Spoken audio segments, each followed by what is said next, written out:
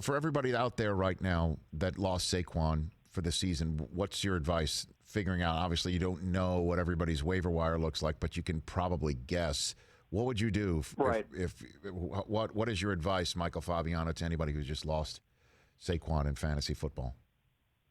Well, you know that there's no replacing Saquon or CMC, but Mike Davis has got to be the top target off the waiver wire this week, the running back position. Last week, 8 targets, 8 catches. We've seen some flashes from him in the past. He's a veteran running back, and we know that he is going to be the guy in Carolina right now. When you look at the numbers, too, I get it. Davis is not McCaffrey, but over the last year and 2 weeks of the NFL, 25.1 touches per game. Christian McCaffrey leads all running backs. They want to run the football, and Davis is a guy who maybe for the next month plus will be the bell cow for Carolina, and at worst, he's going to have flex starter value because of the volume that he's going to receive in that offense. Jerick McKinnon is another player that should be added off the waiver wire big time this week. Raheem Mostert hurt. I mean, boy, the Niners just got absolutely decimated with injuries. Tevin Coleman out as well. So suddenly McKinnon is a potential RB2 against the Giants, who have an awful defense as well. And McKinnon's been very good over the first 2 weeks. He's averaging over 3 fantasy points a touch. Now, he hasn't had a lot of touches, but he's gotten into the end zone a couple of times, so McKinnon worth a look. Joshua Kelly in Los Angeles, he had 23 carries this past week against the Chiefs. He's 5th in carries among running backs. He's tied for 13th in touches per game, and he's in a backfield with Austin Eckler. He's basically come in and filled somewhat of that Melvin Gordon role, so Joshua Kelly also worth a look. In New York's backfield, I mean, I wouldn't be surprised if Devonta Freeman's there at some point, or Lamar Miller. They have to go out and do something. But right now, it's Wayne Gallman and Dion Lewis. I think Wayne Gallman will be the starter. He'll be the early down back. Dion Lewis is more of a third down back, a guy they're going to utilize in passing situations.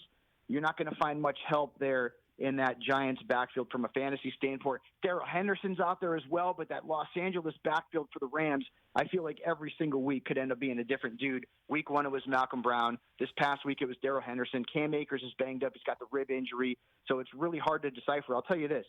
This has been, and obviously we're only into 2 weeks, this has been the most difficult season that I can remember as a fantasy analyst to try and figure out some of these backfield situations. Well, and Baltimore, Washington, it's been unbelievably difficult. Well, in terms of that, I mean, obviously the era of the bell cow is over in Baltimore in general. I mean, like, you know, when their fullback scored, it's just like, how many eligible receivers does Baltimore have for Lamar to throw to? You know, I mean, it just seems like they're coming out from everywhere. Michael Fabiano of Sports Illustrated here on the Rich Eisen Show, and we do miss you at the NFL Media Group, brother. I miss you guys too. No, so right back at you.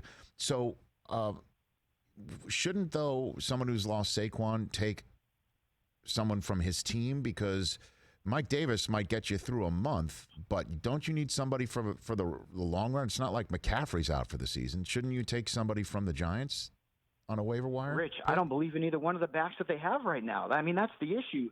And also keep this in mind. The Giants' defense is bad. I mean, really bad. What does that mean for game script?